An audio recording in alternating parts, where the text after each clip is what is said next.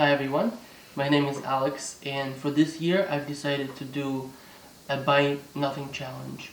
So this means that for an entire year I'm not gonna buy anything for myself personally, and besides that all I'm gonna buy is necessities. So that means no clothes purchasing, no books, no entertainment that's not covered by what I already spent. Um, you can also join me in this challenge if you want to do something similar but not maybe quite as crazy. You could do a buy nothing day, buy nothing week, or buy nothing month. Or if you're feeling very bold, you can decide to join me for the buy nothing year. So why am I doing this? So there are two main reasons, I would say. One is minimalism and the other is frugality. So in the last couple of years, me and my wife, we've been trying to make our lives more minimalist by getting rid of extra items of clothing and things that we've accumulated over the years. Um, Maybe I would say we've gotten rid of 5 or 6 bags of clothing, and we donate them usually. There's like boxes for donations near our house. But if you're looking to donate your own clothes, there's many different ways. For example, some stores collect used clothing, so you can give it to them for recycling. For example, H&M will accept your clothes and give you even a discount for any type of stuff you want to buy from them later. But at least you are sure that the clothes you donate are going to be recycled correctly. Or you can sell them on eBay or Kijiji or what have you. That's another way. And if they're super ruined, you can always get rid of them. So that's what we've been doing. For another thing I've tried in the last year, even though I'm a big fan of physical books, I've found through multiple moves that I have just way too many books to store. And about a year ago, I've started also like a little challenge where I decided not to buy any books for an entire year. And I was successful with that challenge, and this buy nothing year is kind of a step up from that.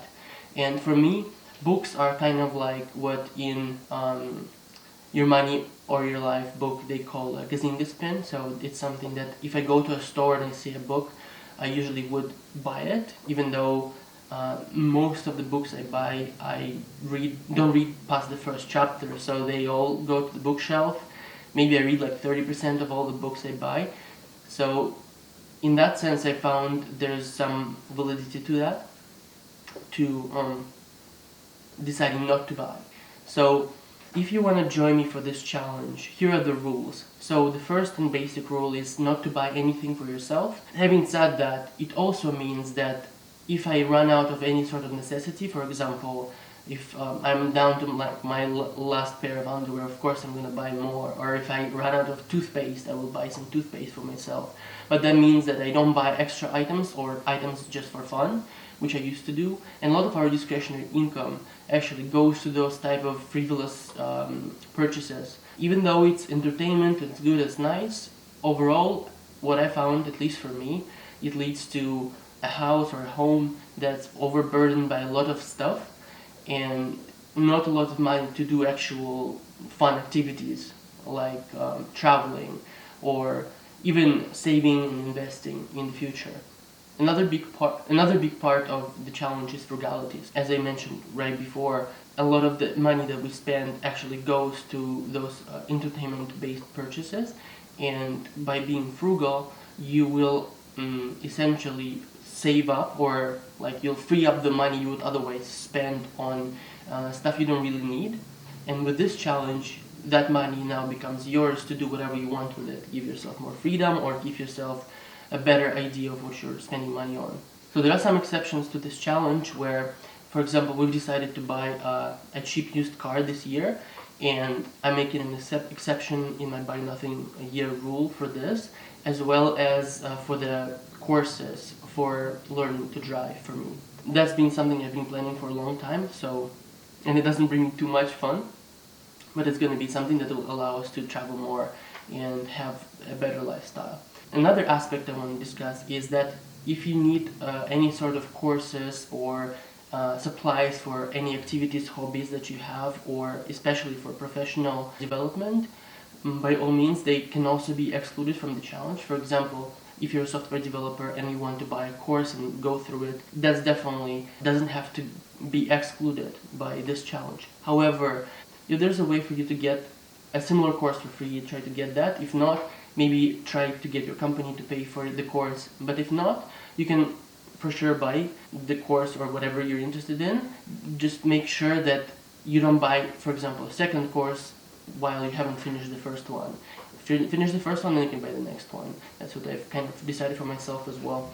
If you decide to join the challenge, I would say prepare well. So if you decide to commit for long term, for example a year, I would suggest buy your necessities right away. So inspect your soaps, underwear, inspect your soap, shampoo and things like that. Prepare so that you have everything to get started. But that also doesn't mean you have to. You can always buy them later if you deem them to be a necessity.